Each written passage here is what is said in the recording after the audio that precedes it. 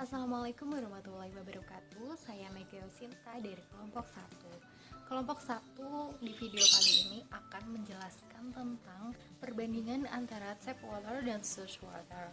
Source water kami ambil dari air permukaan yang ada di sekitar tempat tinggal masing-masing anggota kelompok 1. Kemudian apa itu tap water? Jadi tap water adalah air yang biasa kita minum sehari-hari. Misalnya air yang ada di galon-galon air minum kita, atau air yang biasa kita minum langsung dari keran Toyagama yang ada di kampus tercinta kita UGM. Langsung saja kita simak video penjelasan dari masing-masing anggota kelompok 1.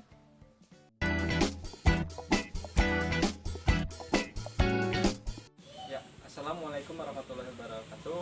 Perkenalkan, saya Yogi Wahid Hasim. Di sini saya akan membandingkan air source water dengan tap water. Source water atau air baku ini diambil dari sungai daerah Sleman. Kemudian saya akan membandingkan antara source water dengan tap water. Source water ini dari warna sendiri bening, tap water juga. Namun di sini di source water atau air baku ini banyak endapannya, kemudian baunya agak menyengat. Tapi kalau tap water ini tidak berbau dan tidak berasa. Source water sendiri ini masih perlu diolah karena di daerah sungai tersebut masih banyak sumber pencemaran seperti sampah-sampah plastik, sampah-sampah rumah tangga yang ada di sekitar sungai. Ya ini di sini mau ngambil proses pengambilan air.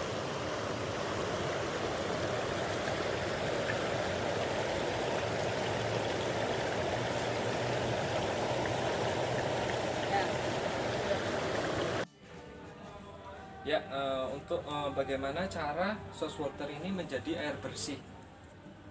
Untuk pertama itu source water ini bisa menggunakan penyaringan atau pengendapan, yaitu memisahkan air baku dari kotoran-kotoran yang ada atau seperti sampah atau zat-zat yang perlu dipisahkan dari air ini. Kemudian ada proses koagulasi.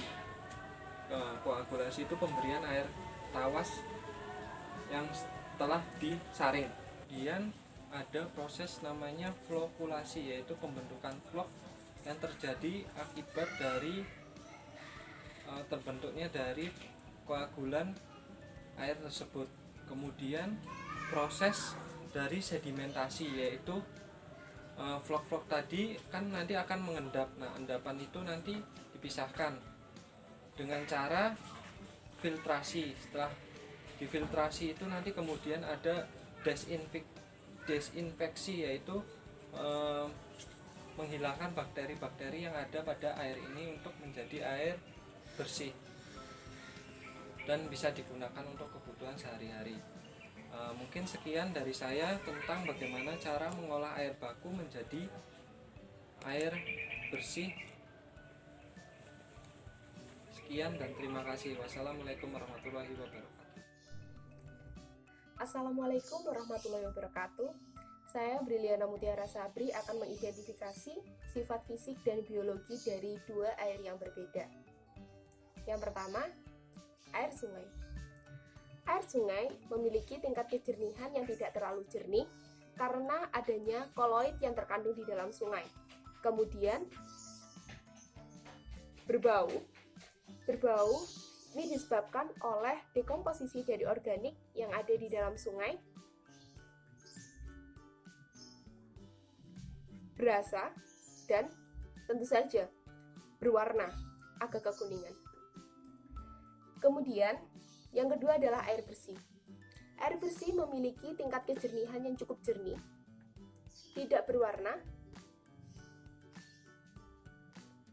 tidak berasa, dan tidak berbau tentunya. Lalu, bagaimana sumber pencemaran dari air sungai? Sumber pencemaran dari air sungai disebabkan oleh banyak hal dan banyak faktor pula. Pertama, dari limbah masyarakat yang dibuang di sekitar sungai, di mana mikroorganisme dapat mengalir ke sungai dan menyebabkan keterikatan dengan ion-ion maupun molekul yang ada di dalam sungai. Dan yang kedua, adanya proses fisik maupun kimiawi dari dekomposisi makhluk hidup yang ada di dalam sungai sehingga yang dapat mencemari air sungai secara biologis. Lalu untuk menjernihkan air sungai sendiri menggunakan cara sederhana maupun cara yang kompleks. Untuk dalam kebutuhan sehari-hari dapat digunakan cara sederhana seperti menggunakan tawas. Dengan cara menampung air sungai di sebuah tandon, kemudian campurkan tawas 1-2 sendok, kemudian diaduk hingga 1-15 menit. Tujuannya adalah agar partikel yang terkandung seperti bahan kimia maupun bahan biologis dari hasil dekomposisi organik bisa berikatan dengan molekul tawas dan tidak akan terpecah belah lagi. Lalu diamkan selama 4 jam agar mereka mengendap. Setelah itu lakukan penyaringan. Lalu air sudah menunjukkan berwarna bersih. Tetapi untuk digunakan dalam kebutuhan sehari-hari, jangan lupa untuk direbus terlebih dahulu agar partikel yang belum mati atau mikroorganisme yang belum mati bisa mati karena suhu yang tinggi. Kemudian yang kedua, air bersih. Tentunya air bersih yang disalurkan oleh PDAM telah melewati 3 proses, yaitu koagulasi, sedimentasi, dan penyaringan, di mana proses tersebut telah dijamin sterilisasi dan telah diberi desinfektasi oleh PDAM. Namun dalam penyalurannya dari tandon menuju ke rumah warga tentu menggunakan pipa distribusi yang mana mendapatkan tekanan dari dalam tanah, di mana tekanan tersebut menyebabkan kebocoran. Nah, kebocoran ini dapat memberi celah untuk mikroorganisme masuk di dalam air tersebut, dan air yang dikonsumsi oleh masyarakat seharusnya bisa diminum, tetapi untuk melakukan pencegahan bisa direbus terlebih dahulu untuk mematikan mikroorganisme yang ada di dalam air bersih yang tidak kita lihat. Terima kasih atas penjelasan yang telah saya berikan. Untuk kurang lebihnya saya mohon maaf. Wassalamualaikum warahmatullahi wabarakatuh. Halo teman-teman, perkenalkan aku Franky Nathanael dari kelompok 1. Jadi di sini aku ingin menjelaskan sedikit tentang parameter air yang ada di depanku ini. Yang pertama ada air mineral, mereknya Le Mineral, dan yang kedua ada air kran. Jadi aku memakai air kran karena aku sekarang di karantina, jadi nggak boleh kemana-mana. Sebenarnya Pak Mantasa menyuruhnya untuk mengidentifikasi air permukaan seperti air sungai, air danau, air embung, dan lain-lainnya. Nah, langsung saja ya kita identifikasi pertama. Jadi kita mau identifikasi pertama yaitu dari warnanya dulu. Kalau dari secara kasat mata, warna dari kedua air ini adalah bening atau tidak berwarna, dan bisa juga disebut jernih warnanya. Terus aku lanjut ke parameter baunya. Aku mau cium dulu. Kalau ini sih nggak ada ya, nggak ada bau yang aneh-aneh. Pada umumnya juga seperti itu air mineral. Kalau yang ini ya paling sedikit ada bau seperti bau pipa. Soalnya kan air keran ini didistribusikan melalui pipa-pipa, mungkin ya cuman itu aja sih bau pipa. Terus aku lanjut yang berikutnya yaitu rasanya. Kalau ini rasanya itu tawar. Kalau ini aku nggak tahu, soalnya aku nggak pernah nelan sampai kesini. Tapi sejauh sampai di mulut untuk cuci mulut, untuk gosok gigi, kumur-kumur, itu seperti ini juga, tawar. dan aku lanjut ke proses bagaimana cara menjadikan air ini menjadi air bersih. Nah, aku bertanya kepada petugas yang berada di sekitaran karantina sini, sumber air ini katanya dari air Sungai Siak. Nah, jadi aku ingin menjelaskannya. Pertama, proses yang dilakukan dalam pengolahan air yang ada di sekitaran di karantina ini yaitu mengambil airnya dari Sungai Siak dengan cara memompa. Terus kemudian setelah kita pompa, kita lakukan screening nih, yaitu kita mau identifikasi warnanya, terus apakah masih ada bakteri-bakteri yang ada di dalamnya. Terus kita juga mau screening partikel-partikel berat, kita mau saring partikel-partikel beratnya. Kemudian langkah selanjutnya kita penambahan Cl2 dan O3. Setelah penambahan Cl2 dan O3, kita ke proses berikutnya yaitu namanya koagulasi. Jadi proses koagulasi ini adalah penambahan zat kimia yaitu koagulan ke dalam air ini supaya maksudnya itu mengurangi gaya tolak menolak antar partikelnya si koloid, dan sehingga partikel-partikel yang tadi itu bergabung menjadi vlok halus. Nah, setelah kita lakukan proses koagulasi, setahu saya juga tadi saya sempat bertanya itu ada penambahan tawas. Nah, tadi saya cek di internet, penambahan tawas itu dilakukan setelah proses koagulasi. Kalau untuk air ini menurut saya penambahannya itu 5-10 sendok makan untuk 1000 liter air yang dari Sungai Siak tadi. Jadi itu kadarnya kalau nggak salah 5-10 sendok makan untuk 1000 liter air. Itu kalau airnya itu warnanya keruh, kuning-kuningan gitu. Nah, kebetulan air Sungai Siak kan keruh banget tuh, beda kayak air sungai yang lain.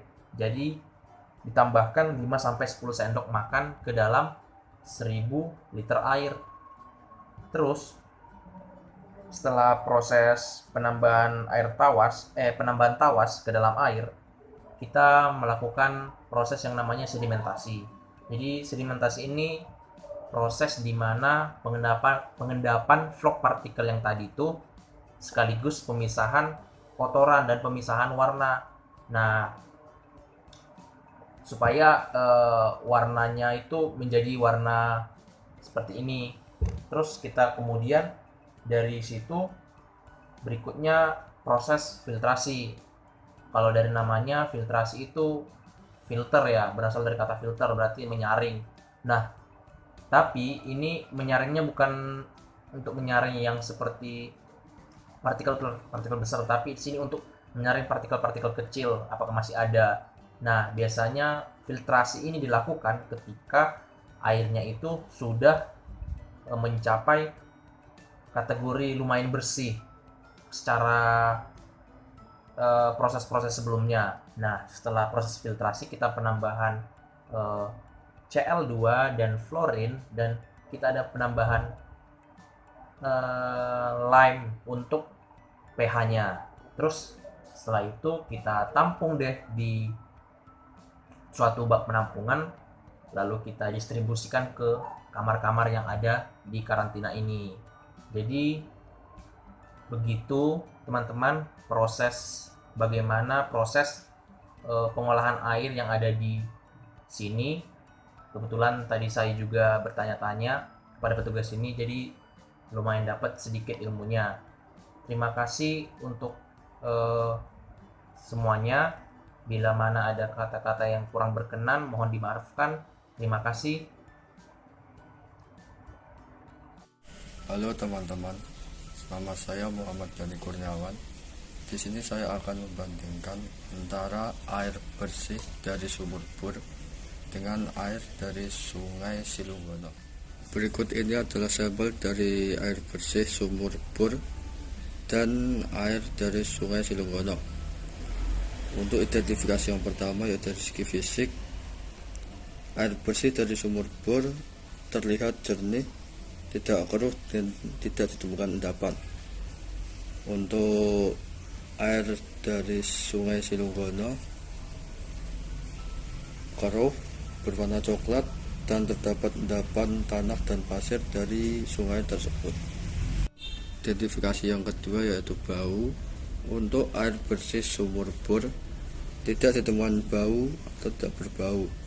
Sedangkan untuk air dari Sungai Silunggono mempunyai bau, yaitu berbau tanah dan lumut. Kemudian untuk identifikasi sumber pencemaran, untuk air bersih sumur bor, sumber pencemarannya berasal dari tanah yang terbawa pada saat air dialirkan menuju ke tandon sebelum terjadi proses pengendapan. Sedangkan untuk air Sungai Silunggono, sumber pencemarannya berasal dari tanah sungai tersebut, kemudian limbah cair dari pabrik yang belum diolah, serta pembuangan sampah sembarangan yang dilakukan oleh masyarakat setempat. Lalu bagaimana cara kedua air ini bisa menjadi air bersih? Untuk yang pertama yaitu air bersih dari sumur bor, yaitu dengan cara mengalirkan air sumur bor menuju ke tandon dengan bantuan pompa air, dan kemudian pada tandon terjadi proses pengendapan, yaitu pemisahan antara air dengan tanah yang terbawa pada saat air mengalir pada tandon, dan kemudian air bisa digunakan untuk kebutuhan sehari-hari. Sedangkan untuk air Sungai Silunggono, air ini bisa menjadi air bersih, yaitu dengan cara yang pertama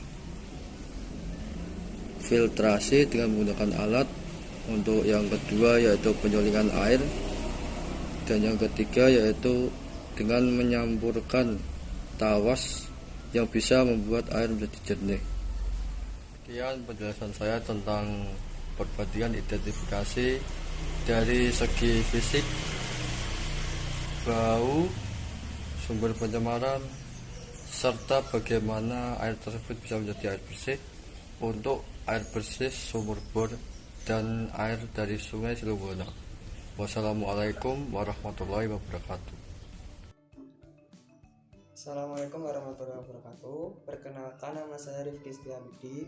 Di sini saya akan mengidentifikasi perbedaan antara air yang sudah melalui pengolahan dan juga air permukaan. Air permukaan yang saya gunakan di sini yaitu berasal dari Embung Langgensari, Kecamatan Gondokusuman. Di sini saya akan mengidentifikasi beberapa perbedaan fisik dari kedua air ini. Yang pertama yaitu perbedaan dari warna. Untuk air permukaan, warna cenderung agak keruh. Ya, ini dimungkinkan percampuran antara mikroorganisme dan juga sedikit campuran tanah. Untuk aroma, air permukaan cenderung memiliki aroma amis dan juga sedikit ada aroma tanah. Untuk air bersih tidak memiliki aroma.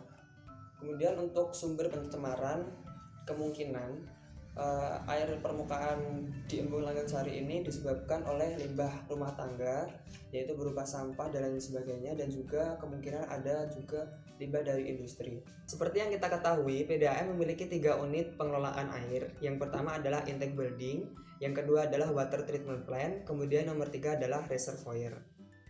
Unit yang pertama adalah intake building, yaitu adalah sebagai tempat pertama masuknya air dari sumber. Kemudian di sini dilengkapi screen bar yang berfungsi sebagai penyaring benda asing yang terdapat dalam air. Kemudian unit yang kedua adalah water treatment plant, yaitu adalah instalasi utama untuk pengelolaan air bersih. Di sini terdapat beberapa proses. Yang pertama adalah koagulasi, yaitu adalah sistem destabilisasi dari partikel koloid atau kotoran yang dilakukan secara kimiawi dengan penambahan tawas atau aluminium sulfat, dan juga dilakukan secara fisik yaitu dengan rapid mixing atau pengadukan cepat. Proses selanjutnya adalah flokulasi, yaitu adalah membentuk dan memperbesar flok atau kumpulan kotoran, yaitu di mana prosesnya di sini mengaduk secara perlahan agar tawas dan dicampur air mengikat partikel flok yang lebih besar. Kemudian proses selanjutnya adalah sedimentasi. Partikel flok besar akan mengendap otomatis di dasar bak dan air akan terpisah. Proses selanjutnya adalah filtrasi, proses penyaringan dengan teknologi membran atau dengan media lainnya. Kemudian proses terakhir adalah disinfeksi, yaitu proses penambahan klor atau ozonisasi atau UV dan lain-lain untuk menghindari potensi adanya kuman dan bakteri. Kemudian unit yang ketiga adalah reservoir, yaitu tempat penampungan sementara air yang kemudian akan didistribusikan ke rumah-rumah warga dan juga bangunan tertentu. Demikian penjelasannya yang dapat saya sampaikan. Terima kasih. Wassalamualaikum warahmatullahi wabarakatuh. Assalamualaikum warahmatullahi wabarakatuh. Perkenalkan, nama saya Anand Iskandar Krisnamurti. Di sini saya ingin menganalisis mengenai air permukaan. Di sini saya ambilnya sungai. Di sini di samping kanan saya ini ada air permukaan. Di sini saya ambil contoh air sungai, dan di sini adalah air baku sebagai pembanding. Ini sebagai pembanding saya ambil air PDAM. Yang pertama, dalam persyaratan baku air ada beberapa macam persyaratan. Salah satunya yaitu persyaratan secara fisik. Persyaratan fisik bisa dilihat dari warna, aroma, setelah itu rasa. Untuk itu saya ingin membandingkan kalau yang air sungai ini berwarna coklat keruh, yang sedangkan air PDAM ini berwarna bening bersih. Selanjutnya mengenai bau.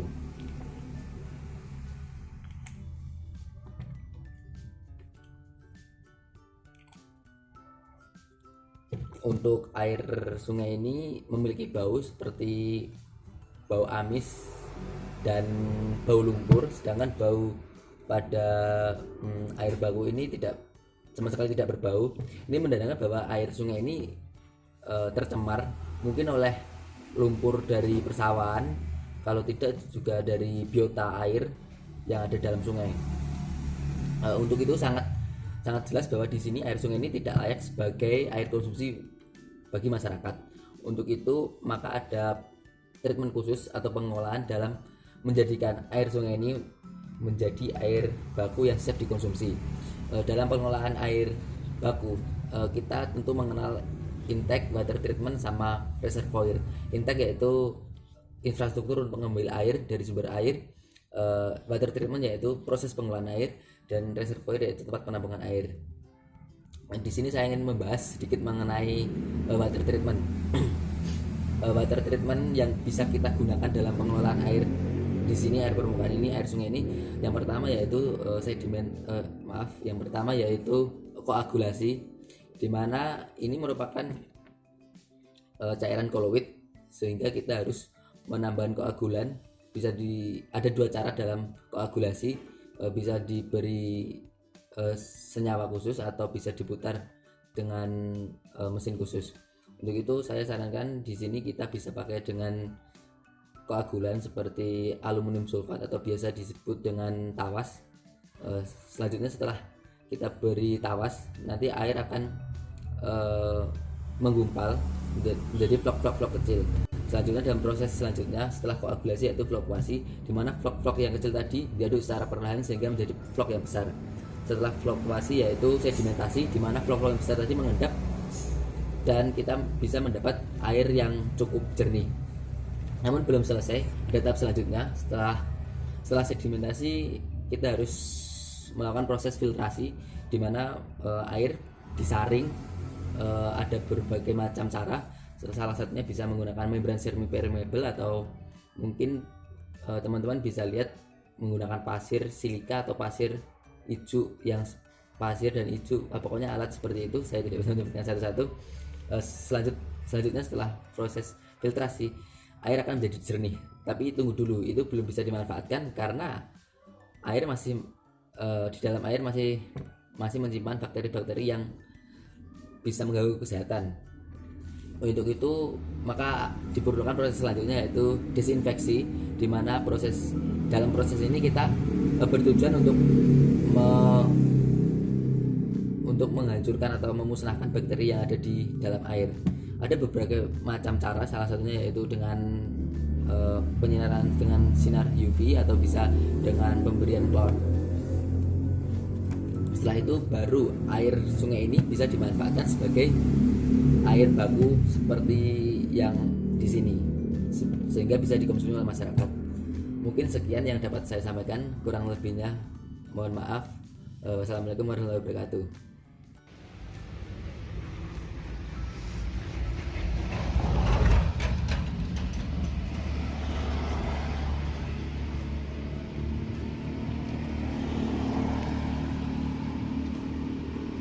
Ya.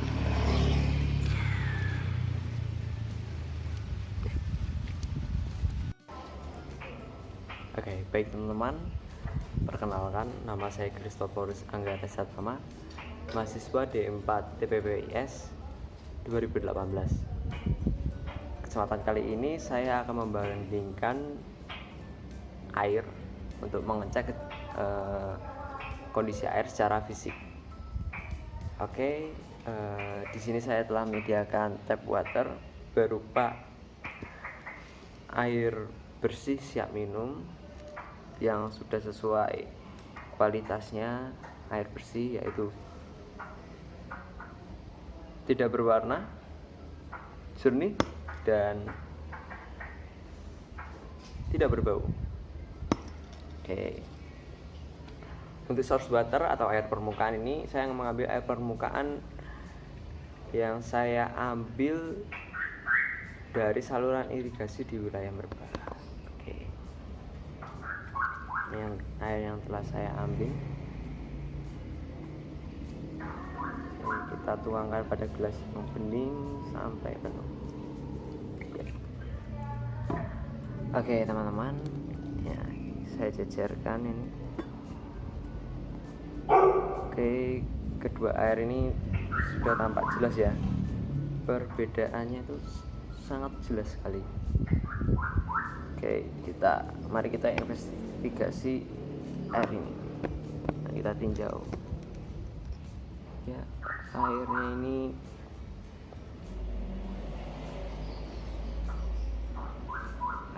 berwarna keruh, berwarna putih, tidak jernih.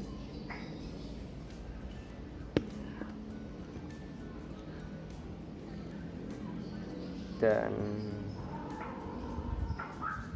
mari kita lihat ya, air yang saya ambil ini memiliki berwarna putih pucat, dan kejernihannya ya tidak jernih.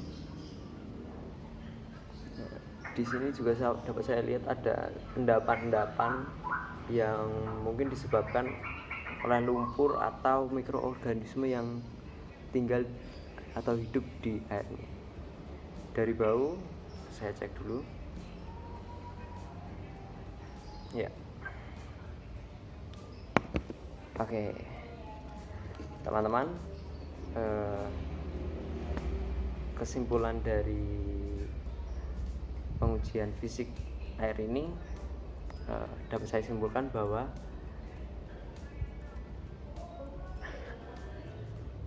tap water ini benar-benar air bersih karena tidak berwarna, lalu airnya jernih dan tidak berbau. Sedangkan air sumber ini, air permukaan yang saya ambil, dapat dikatakan air kotor karena memiliki warna yang putih pucat, lalu keruh airnya keruh ya, dan memiliki bau yang saya cium tadi itu sedikit bau-bau kimia. Mungkin disebabkan karena air ini telah tercemar dari penggunaan pestisida yang berlebihan, sehingga air ini memiliki bau yang tidak enak, tidak wajar.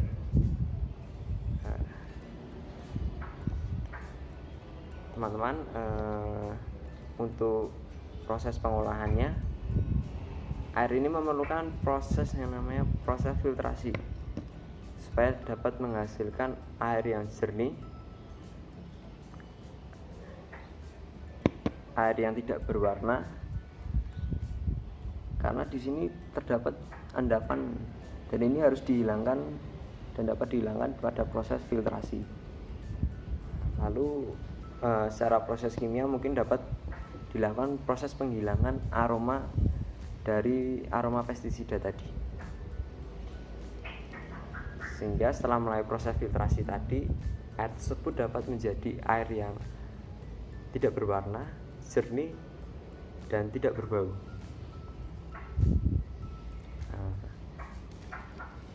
Sekian teman-teman penjelasan dari saya. Terima kasih.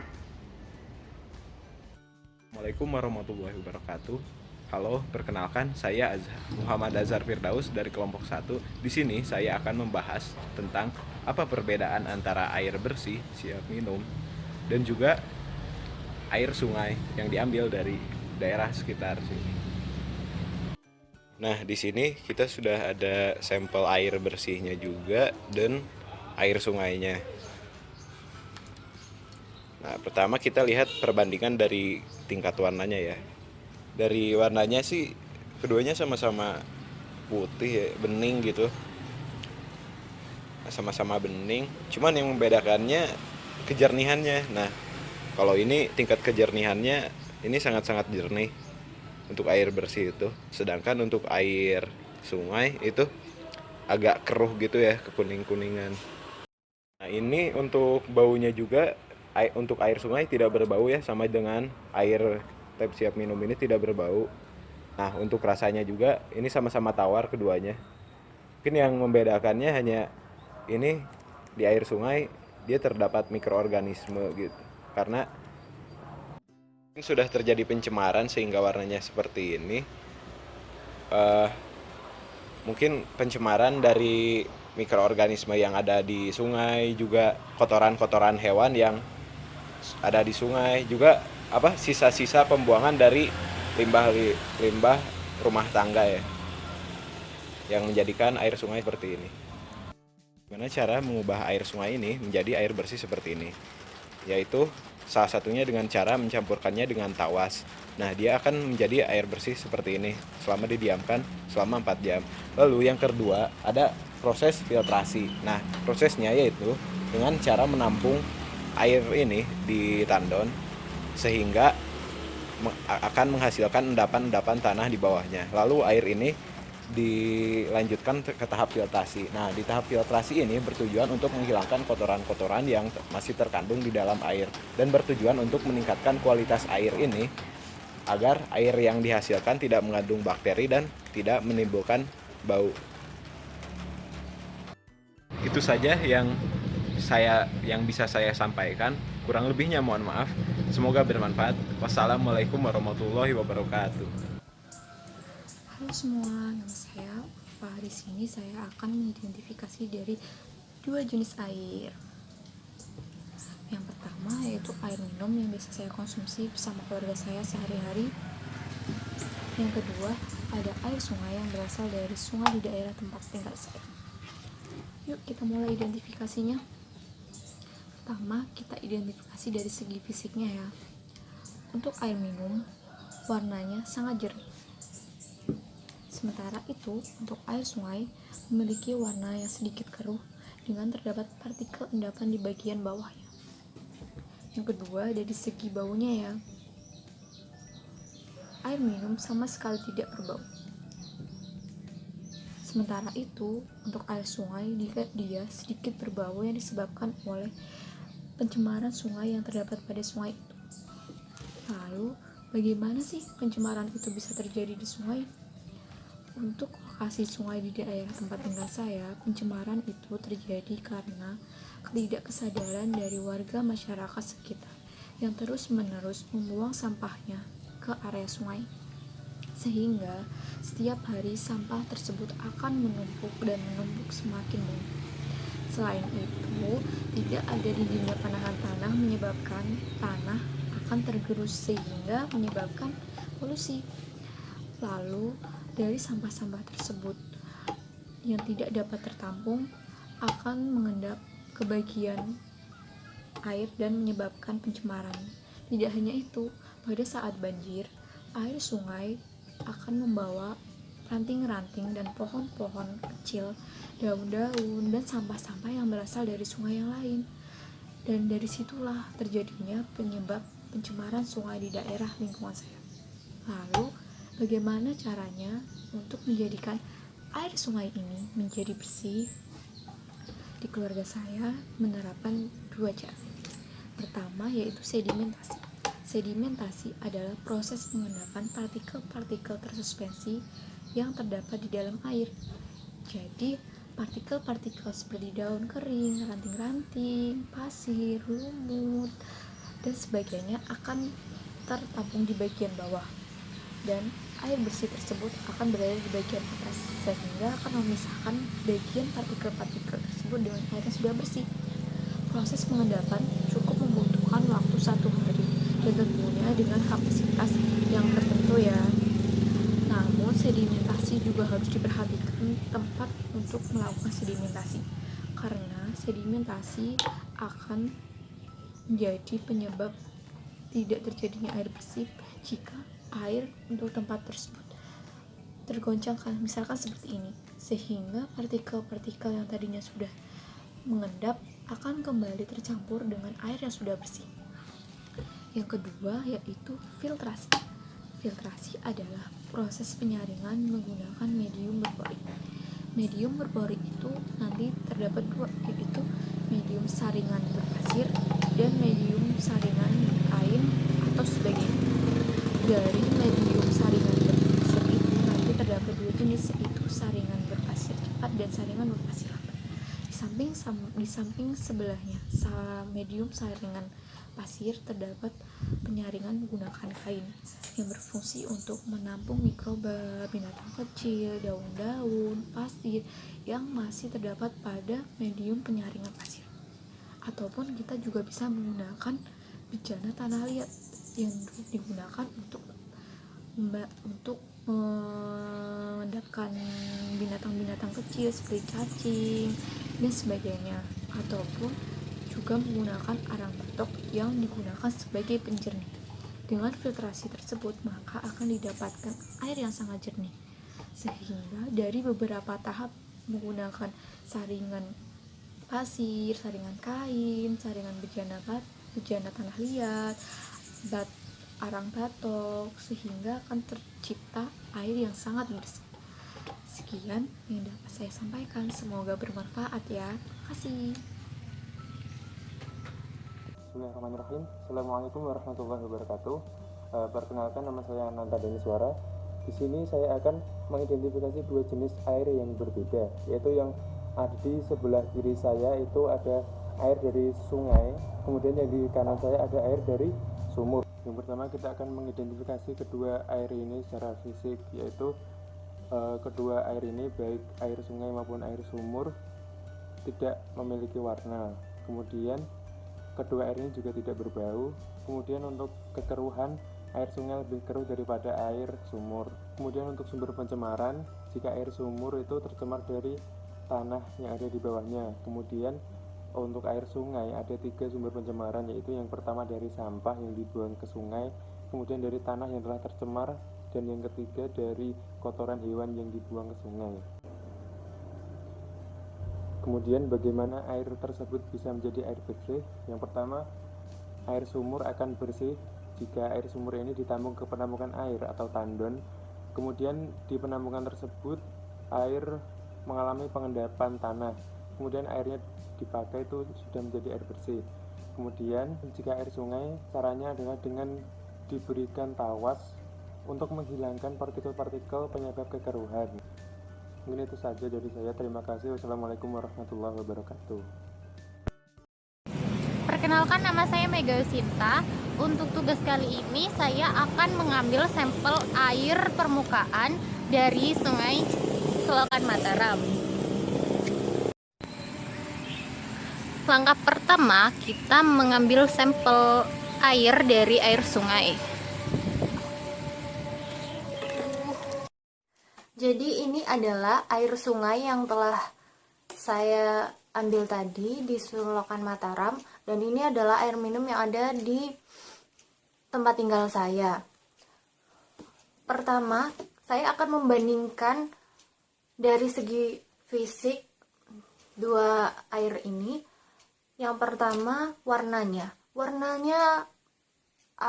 Kalau air sungai berwarna kecoklatan, sedangkan air minum berwarna jernih atau tidak berwarna. Kemudian air sungai memiliki partikel-partikel sedimen seperti ini, sedangkan air minum tidak. Untuk baunya, air sungai yang saya dapat ini tidak terlalu berbau, namun ada sedikit bau tanahnya. Sedangkan air minum tidak berbau sama sekali.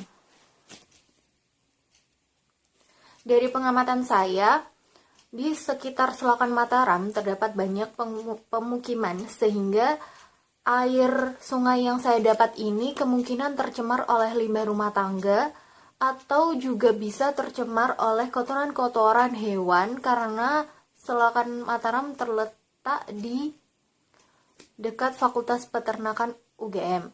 Jadi, untuk menjadikan air sungai ini dapat dikonsumsi sebagai tap water, maka perlu dilakukan tahapan-tahapan pengolahan air. Tahapan yang pertama dengan cara mendiamkan air sungai ini sehingga partikel-partikel non-koloidnya itu bisa mengendap dengan bantuan gaya gravitasi. Kemudian tahap selanjutnya adalah koagulasi flokulasi. Tahap ini sangat penting karena dapat mempercepat pengendapan partikel-partikel koloid. Partikel-partikel koloid tanpa adanya tahap ini akan susah mengendap, bahkan bisa bertahun-tahun mengendapnya. Sehingga tahapan koagulasi flokulasi ini perlu dilakukan dengan cara menambahkan koagulan dalam air. Biasanya koagulan berupa tawas, kemudian dilakukan pengaduk. Assalamualaikum warahmatullahi wabarakatuh. Perkenalkan, saya Taufik Wibowo dari kelompok 1. Di sini saya akan menjelaskan sedikit perbedaan dari tap water atau air bersih siap minum dengan air selokan di dekat rumah saya. Saya akan mengambil langsung air selokan ini, kemudian saya isi di botol ini. Saya akan menggunakan 4 parameter. Yang pertama adalah tingkat kejernihan, yang kedua adalah bau, yang ketiga adalah rasa, dan yang terakhir adalah warna. Yang pertama adalah tingkat kejernihan. Teman-teman bisa lihat perbedaan antara air selokan dan air bersih siap minum. Di sini air selokan terlihat agak keruh. Kekeruhan tersebut karena adanya koloid yang terkandung dalam air selokan ini. Dan yang kedua adalah air bersih siap minum. Air bersih siap minum ini terlihat sangat jernih karena sudah sterilisasi dan siap dipakai untuk kebutuhan sehari-hari. Parameter yang kedua adalah bau. Di sini saya akan mencium kedua air ini. Yang pertama, air bersih siap minum.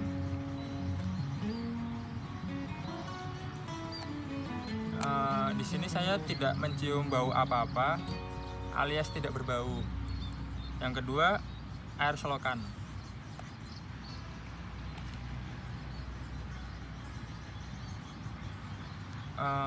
Di sini saya mencium agak sedikit bau busuk karena bau busuk tersebut disebabkan oleh dekomposisi mikroorganisme dan bahan kimia yang tercampur di dalam air selokan.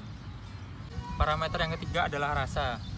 Tadi saya sudah sedikit mencicipi walau 1 tetes dari air selokan ini, yaitu rasanya tuh agak sedikit kecut masam.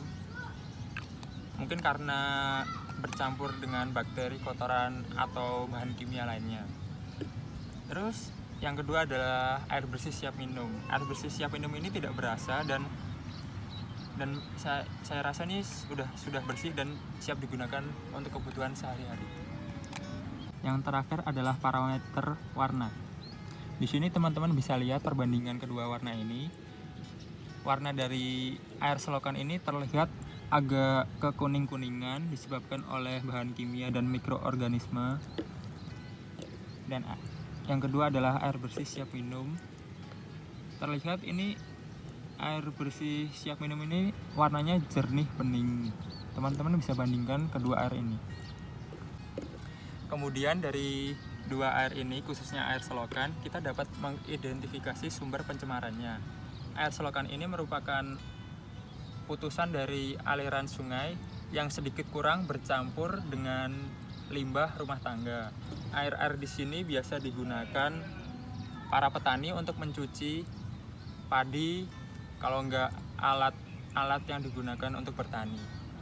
Dan yang terakhir adalah kita dapat merubah air selokan ini menjadi air siap minum seperti ini dengan cara yang sederhana. Saya mengambil contoh yaitu dua. Pertama penyulingan, yang kedua adalah menggunakan tawas. Di sini saya akan menjelaskan menggunakan tawas.